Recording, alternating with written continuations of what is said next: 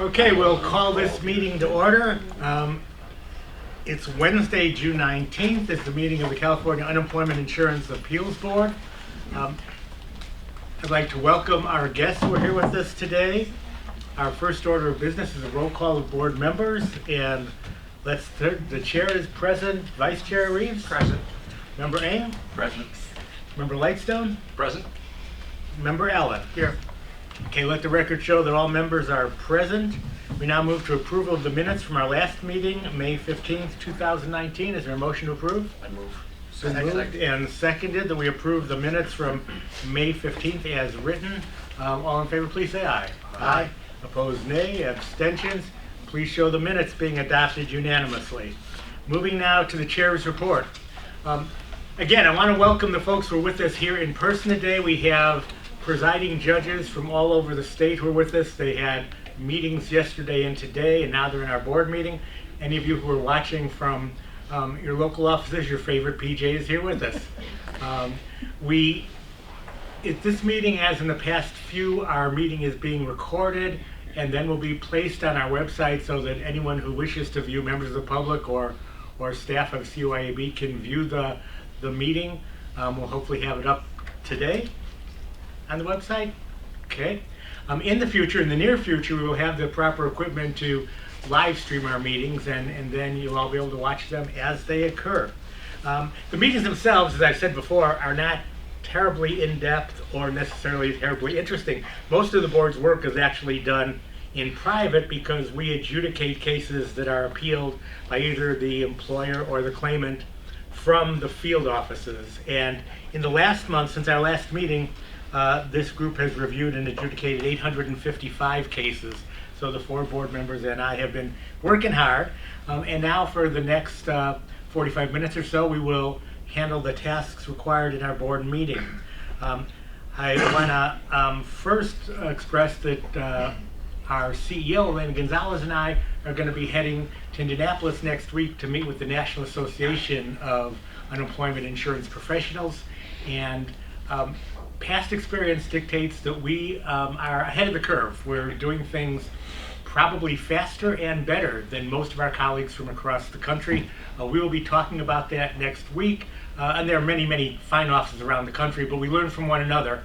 I'll be doing a presentation next Monday on onboarding new members, since we have experience now with 3 relatively new board members with us. In addition, Michael Allen and I will be going through confirmation hearings in the next couple of weeks, and hopefully we'll both be confirmed. This is a continuing term for both of us. Michael is now a governor's designee to the board, and I will continue as a governor's designee, assuming the Senate in their wisdom chooses to confirm us. Lastly, I want to congratulate Madeline. You're here, I think. Madeline and Dan Garcia. I'm not sure if Dan is here. On their retirement, they had retirement. Madeline Hilton and Dan Garcia had retirement dinner last night. They will be leaving us after many, many years of excellent service. I will not be in town because of CUIAB for the agency meeting. The Labor and Workforce Development Agency has a meeting once a month, and Mark Lusam will be attending in my place. So thank you for doing that, Mark. That concludes the chair's report. We'll now move to board members' reports, and we'll start with my vice chair, Daniel Reeves. Thank you. I'd just like to welcome all the presiding judges who are here today for training. It was a pleasure to meet all of you, and I look forward to working with you in the future. Thank you, Dan. Mike Eng? Yes, I'd like to echo similarly to the vice chair, the welcome, and just in the brief time that I've known you over lunch, been impressed with the knowledge and the interest and the passion that you have to represent the state of California and the claimants. I just did have a quick question that someone reminded me very recently. As we know, Governor Newsom had indicated that there were going to be some funds extended to the federal workers that were on furlough.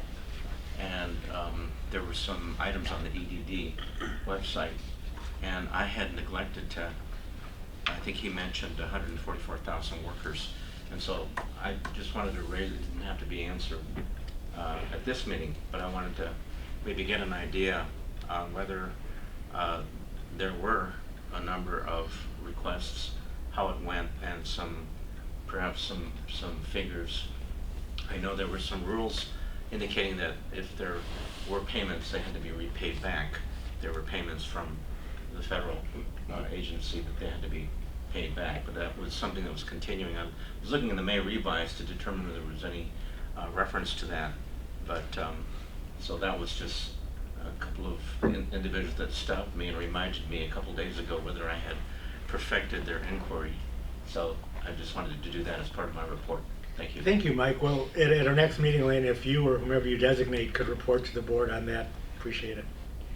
Just so I understand, in terms of EDD's usage of the money to pay benefits for the federal workers, our budget is set in a complicated way with EDD and a federal grant, but also the board will actually hear cases where EDD has granted or denied benefits under the federal, or waived overpayments, or tried to have return of money. So the board members will actually be dealing on a case-by-case basis with the specific cases, depending on appeals from EDD decisions. So I'm not quite sure what it is that I'm... Well, maybe that answers the question. I had wanted to know whether there were going to be cases that we would be hearing, and if there was any, I guess the data would be if we know how many cases were actually requested for UI from that workforce. Is that something we could know or not? Why don't we take that under advisement and then Okay, maybe and then I'll work. we can determine what the boundaries of the permissible answer would be. Okay, thank you. Actually, why don't you and Mike talk directly between board meetings and decide what exactly you want to hone in on? Okay, that will be helpful. Okay. Thank you. Thank you. That support, Mike? Absolutely. Thank you, Mr. Chair. Thank you. Turn out Ralph Lightstone. Ralph? Yeah, I would just like to also welcome you and thank the presiding judges and the judges that work for you for all the hard work you do. It's really great to see you're dealing with a complex body of law, and usually where there are two parties, neither one is represented by an attorney, so it takes a particular skill, and we recognize that to handle. People get emotional, there are factual disputes, and you guys do a great job, so I want to thank you for that. Thank you. Ralph and Michael Allen. Yeah, it was really a pleasure to be able to talk with all of you today and see you up here. And I was misinformed. I thought it took a board vote to allow Madeline to retire, but that's not necessary. So Madeline, I want to wish you well in retirement. And the only third thing I'd like to mention is that due to workload and staffing, I have not been able to put together the newsletter, but I have hectored some of my fellow board members regarding articles. I see them nodding, and so we will get that out. But just in conclusion, and I say it at every meeting, and Elena touched on it briefly, I think this agency is functioning really well, and I don't take it for granted, and I don't think it happens by magic. I think it happens by people taking their jobs very seriously and want to do the very best for the public, for the people of California. And I'm so pleased with my new colleagues. I think they're doing great work. And I have every expectation that our chair will be confirmed. I'm hopeful for myself as well. And so thank all of you. Thank you, Michael. With that, it concludes our board reports. We move on to item number 5 on the agenda, which is public comment. Here we have time for any member of the public to have up to 5 minutes to address the board. Do any members of the public wish to address the board? Do any members of the public wish to address the board? Seeing none, we move on to item number 6, report by our CEO, Chief ALJ, Elena Gonzalez. Lorena Gonzalez, I almost said, my former colleague in the Assembly. Elena Gonzalez. Thank you. Thank you, Chair Block. Good afternoon, Chair Block, Vice Chair Reeves, and board members. When you ask for comments from the public, I'm surprised to hear silence from the presiding judges behind me because I'm not used to that. But anyway, maybe that's what it takes. No, we did just conclude our meeting with the presiding judges, and I'd like to report that all were able to attend. throughout the state, and that it was a very effective meeting. We covered topics such as the new Lean Sigma belt training that some of the senior management had taken. As I reported once before, we had contracted with Cal HR to do a specialized training for just CUIAB managers, and we had legal support supervisors as well as the presiding judges attend in groups to learn organizational change. And this is all in keeping with the paperless project that we're working on, so that people will be open to it, able to, in their offices, implement change and have positive types of change. And in the program they work with a very specific thing, like how to calendar more efficiently, or how to do certain things. So we got to have presentations by some of those that attended. Half of the state attended last month, and the other half we're scheduling it for in September. So by the fall, all of the managers will have attended the training in preparation for the rollout of the appeals modernization project. We also talked about preparing performance evaluations, quality review by the federal government, and those kinds of things, so that we can continue to maintain the quality and performance of the ALJs in each of their respective offices. So one of the reasons we have meetings is so we can get a consistent approach throughout the state of how each of the presiding judges handles their staff, handles the workload, and so on. And again, it's simple things like a form that we're trying to standardize, where each office has their own form. And if we're going to go to this new process, just an action request form, there's 12 different ones, you wouldn't be surprised to know. So that we'll try to get one that can make a file and make more sense when you review it. So it was a good meeting. Other than that, there are no security incidents to report this month. And in terms of the numbers moving into the new year for evaluating our cases, the percentage of closed cases for field operations within 30 days is 74.4%. And I don't know if the board members noted, but in our in green in the field and appellate operations, we show the year-to-date evaluation. So you're not just seeing the month, but you're seeing as the year progresses how we're complying. So year-to-date is 77.3%. Closed within 30 days, and that standard is 60%. Closed within 45 days, the month standard is 92.9%, and yearly to date is 95.1%, and the standard there is 80%. The approximate the pending case age is 19.1 days, and the standard is 30 days.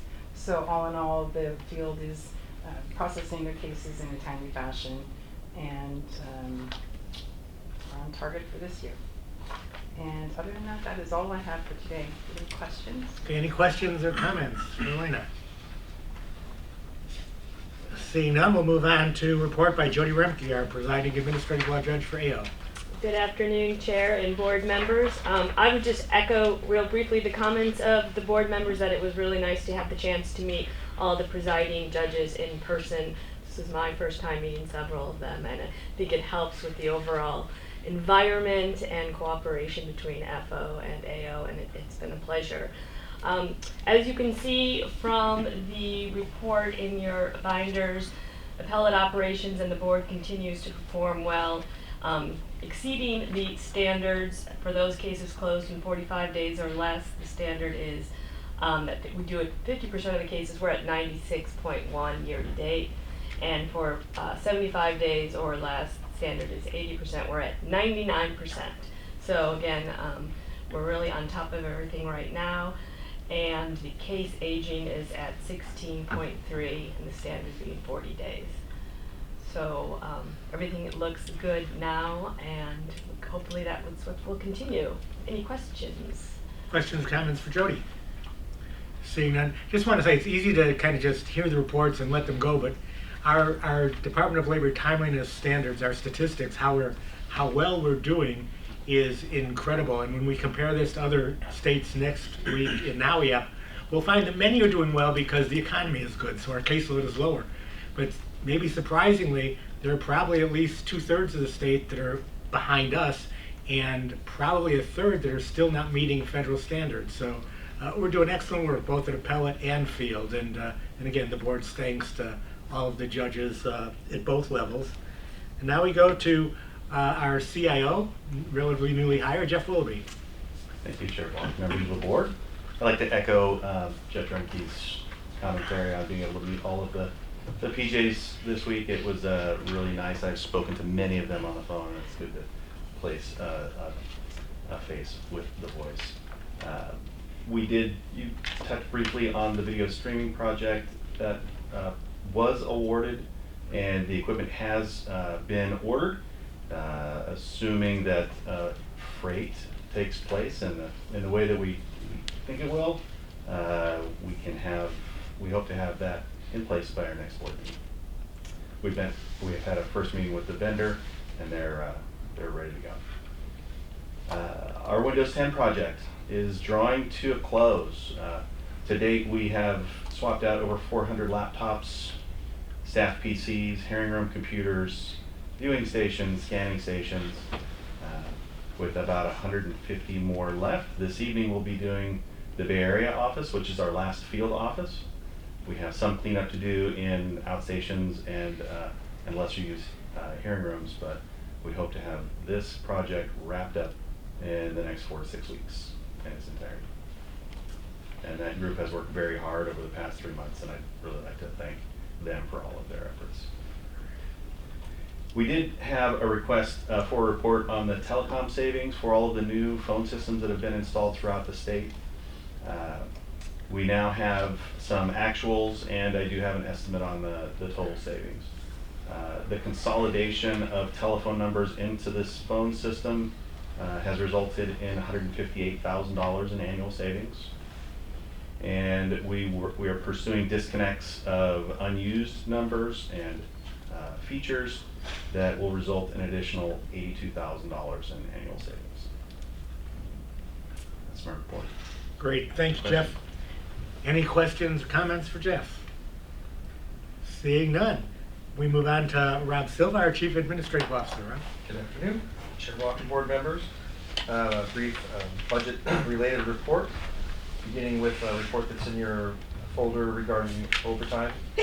The only overtime used in the month of April was by the IT branch for the Windows 10 rollout. And even with that rollout, they only used 52 hours of overtime, totaling $2,700. So with our continuing reduction in overall overtime usage, our projected budget surplus for overtime is right where it was at last month's report, about $57,000 as a surplus. Moving down the report to the area of lump sum, we did have our largest single employee cash out of accumulated leave in the month of April with the retirement of presiding judge Daniel Garcia. He was just under the 640-hour cap for annual leave. He also had some other leave that is not subject to cap. So as a whole, the compensable hours totaled an $80,000 lump sum payment. This has caused us to go from a projection last month of essentially breaking even by the end of the fiscal year to now showing an $81,000 shortfall for this particular personnel category.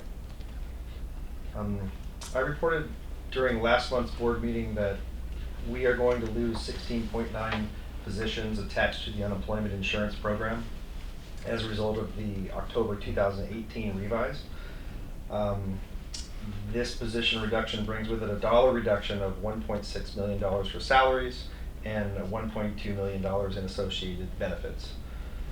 The Employment Development Department and Department of Finance agreed not to move forward with the May 2019 revision because the overall EDD UI workload variances were small enough that they felt an adjustment was not warranted.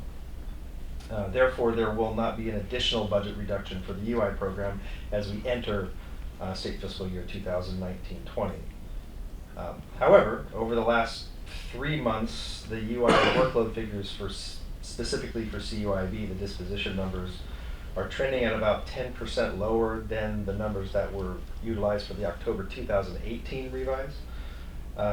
So if that trend continues, we could see a pretty significant budgetary reduction with the upcoming October 2019 revise for the 19-20 fiscal year.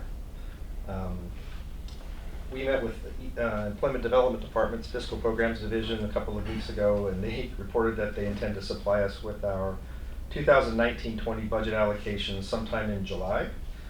Obviously, we will then have to examine the personnel and operating expense and equipment branch requests for approval within the scope of those allocations, while again also keeping an eye on the UI workload numbers and their possible impact to an October 2019 revise. If we receive the allocations early enough in July and we can compare them to the branch requests, we are targeting the August board meeting to propose the 1920 budget. And that is my report. Okay, thank you, Rob. Do we have any questions or comments for Rob? Yeah, I have a question. Michael? So I want to know if I'm tracking you. So Okay. with the budgetary adjustments you're talking about, do we have vacancies to accommodate the reduction, or how is that being managed? Yes, the 16.9 positions that we are losing as we enter the 1920 fiscal year for the unemployment insurance program have already been identified through vacancies. Okay. Yes. Thank you. Thank you, Rob. I have a question too regarding Oakland. I know we had a problem with the HVAC, or they had a problem in their building. Is that all stable now? Is It's everything? all stable and back in order, and then it was requested that I receive certain alerts from the DGS building when things like this happen, so that's all been taken care of as well for the future. And just a question on productivity. We lost a day, or did we lose less than a day? And is that affecting our case statistics, case closure statistics, or do you anticipate it will? As it turned out, the way the issue happened in the building, the half where the ALJs were located and the hearing rooms were not seriously adversely impacted by the temperature. Certain floors and certain parts of floors more so. So the ALJs, what did happen was they closed the building to the public on that day. So what the ALJs did was transfer the cases from in-person hearings to phone hearings. So if the people could call in, the hearings went forward as scheduled. And if the person wasn't available to do that, then they were just continued to the next available date to do their hearing. So we tried to keep as many on calendar as possible because the ALJs continued to work that day. There were just a few members of support staff that left because of we allowed to leave because of the temperature. Okay. Thank you, Lana. Thank you, Rob. That concludes our open session agenda. We do have a closed session item today. Are there any other issues board members need to address in open session? Seeing none, we will now adjourn open session. We'll clear the room and move to closed session. Okay, we're moving back into open session. We had a closed session meeting. There is no reportable vote from the closed session meeting, so we will now adjourn our open session.